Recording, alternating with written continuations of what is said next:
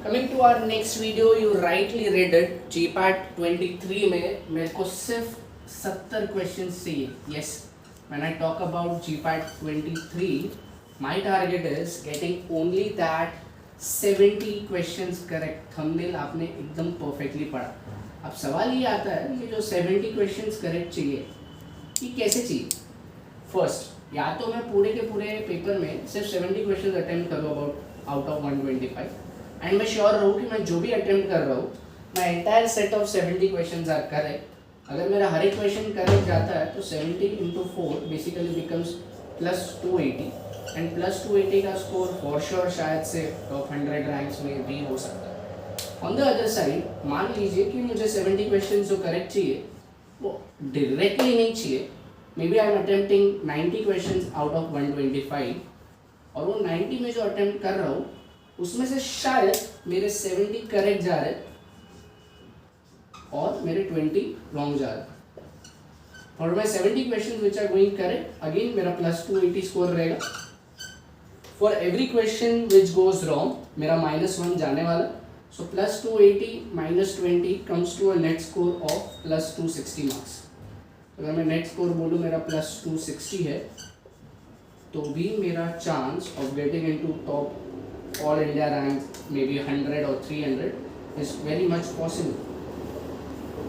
अगर पहले वाले में सेक्शन हो जाता है देन तो it's a different go, but मान लो अगर ये 280 में फिट नहीं हुआ और अगर हम ये साइड फिट हो रहे, still it is very much doable. अब क्वेश्चन ये आता है कि ये 70 क्वेश्चंस मैं लाऊं कहाँ से कि मैं रेस्ट अश्योर्ड रहूँ कि भाई लोग तो यहाँ पे सोच रहे हैं कि मैं इजीली क्वालिफाई कैसे हूँ, बट हम यहाँ पे सोच रहे हैं कि हम टॉप 100 टॉप 300 में कैसे क्लोज करें।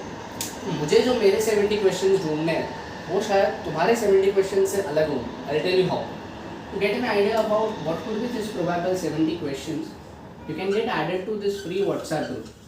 You can just WhatsApp on to 8433830815. ये सेम नंबर ये वीडियो के डिस्क्रिप्शन में भी है। We are running a free WhatsApp group.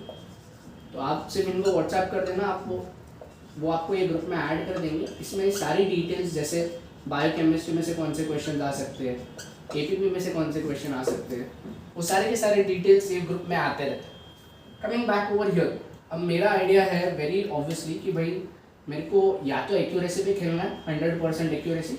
मैं जितना भी अटेम्प्ट करूँ वो सब राइट जाए, या तो मेरा एक्यूरेसी 100% ना हो बट मेरा जो नेट टारगेट है मेरे को कैसे भी 70 क्वेश्चंस करेक्ट चाहिए वो फुलफिल हो जाए। That's it, my goal is very much clear. अब वो जो 70 क्वेश्चंस चाहिए वो शायद जैसे मैंने इनिशियली बताया आपके और मेरे अलग रहेंगे। मेरा सपोज फार्माकोग्नोसी स्ट्रॉन्ग है, मुझे पता है कोग्नोसी में से हमेशा माइक्रोबियल टेस्ट से डिटेक्शन टेस्ट से क्वेश्चन आता है, तो मैं डिटेक्शन टेस्ट सेपरेटली पढ़ लूँगा। अगर आपने परसों का वीडियो देखा होगा तो हमने उस पर बात किया था कि कोग्नोसी से कौन से क्वेश्चन आ सकते हैं। So I focus only on those topics. तो मैं कोग्नोसी के सारे डिटेक्शन टेस्ट कर लूँगा। मैं कोग्नोसी के डिटेक्शन टेस्ट के साथ अगर कुछ स्पेसिफिक माइक्रोस्कोपिक कैरेक्टर्स है, मैं कोग्नोसी के सारे माइक्रोस्कोपिक कैरेक्टर्स भी कर लूँगा। मुझे पता है कि ये दोनों पे क्वेश्चन आता ही है, तो आउट ऑफ 70 क्वेश्चन ये हुए मेरे 2 क्वेश्चन। ऐसे मुझे हर एक सब्जेक्ट वाइज जो मेरा स्ट्रेंथ, लेट्स से जैसे मुझे पता है मेरा strength is organic chemistry to a very great extent. Organic chemistry की नेम रिएक्शंस में से अगर 4 नेम रिएक्शन पे क्वेश्चन आता है पूरे पेपर में, then I am rest assured कि मैं वो 4 के 4 name reactions for sure solve कर पाऊंगा। ये मेरा टारगेट ही है। तो पेपर लिखने को जाने के पहले आप जब इतने सारे प्रैक्टिस पेपर्स सॉल्व कर रहे हो तभी से ये हैबिट बना लो कि मैं जो 70 क्वेश्चन सॉल्व करने वाला हूँ वो 70 का ब्रेकअप क्या होगा। जैसे उसमें से 2 क्वेश्चंस कोग्नोसी के डिटेक्शन टेस्ट, 4 क्वेश्चंस ओसी के नेम रिएक्शंस, 3 क्वेश्चंस कोलॉजी के क्लासिफिकेशन।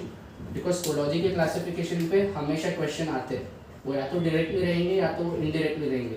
तो फार्माकोलॉजी का क्लासिफिकेशन पूरा आपको पता होना चाहिए, ओसी के सारे नेम रिएक्शंस पता होने चाहिए, अदर देन दैट कोग्नोसी के सारे डिटेक्शन टेस्ट पता होने चाहिए।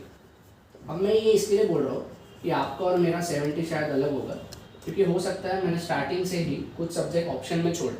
जैसे फार्मास्यूटिकल इंजीनियरिंग, मुझे पता है मैं फार्मास्यूटिकल इंजीनियरिंग कितना भी पढ़ लूँ मुझे याद नहीं रहने वाला है, ना ही मैं उसको रेक्टिफाई कर सकता हूँ। तो अगर उधर से क्रिस्टलाइजेशन या डिस्टिलेशन या इवापोरेशन पे से क्वेश्चन आता ही है मान लो, तो भी मैं वो 2 क्वेश्चन के लिए रेडी नहीं हूँ। मैंने नहीं पढ़ा है स्टार्टिंग से, not I am willing to revise it. But अगर आपने वो स्टार्टिंग से पढ़ा है then it is your time to reserve your those 3 questions. तो मेरा जो सेट ऑफ 70 क्वेश्चन ऐसे बनेगा इंडिविजुअली, और जो आपका it might be 2 different set of questions. जैसे कोलॉजी के क्लासिफिकेशन पे से क्वेश्चन हमेशा होते हैं, वैसे ही कोलॉजी के एडीआर पे हमेशा क्वेश्चन होता है, एक या दो। अलग अलग एंट्रेंस बोलेंगे तो मैं यहाँ पे 2-3 भी लिख सकता हूँ, बट अगर मैं सिर्फ जी पार्ट की बात करूँ तो एडीआर अराउंड क्वेश्चन डायरेक्टली या इनडायरेक्टली होगा ही होगा। वैसे अगर मैं बायोकेम की बात करूँ तो वाइटामिन या कार्ब्स प्रोटीन्स के अराउंड मिल के घूम के 3 क्वेश्चन बायोमोलिक्यूल्स पकड़ के होंगे ही होंगे। तो बायोकेम के वाइटामिन कार्ब्स प्रोटीन्स ये सब पे भी मुझे पूरा का पूरा एक थरो आइडिया रख के वो सारी की सारी चीज़ें करनी। मतलब जब मैं पेपर लिखने जा रहा हूँ उसके पहले ही मैंने ये सोच के रखा है कि तेरे 125 क्वेश्चन कुछ भी हो, मेरा टारगेट सिर्फ ये 70 क्वेश्चन का है। तो मैंने जो पहले के वीडियोज़ में बताया था दैट पेपर को 3 राउंड में सॉल्व करना है। Round 1, round 2 will only focus on finding out this 70 questions. एक बार ये 70 क्वेश्चन सॉल्व हो गए, then you have a chance to play around other questions, take a risk and a calculated risk. In order to get an idea about what could be this possible 70 questions for you, this is the WhatsApp group you are supposed to be added on. See you soon on the other side. Hope you like the content, share and subscribe. Thank you.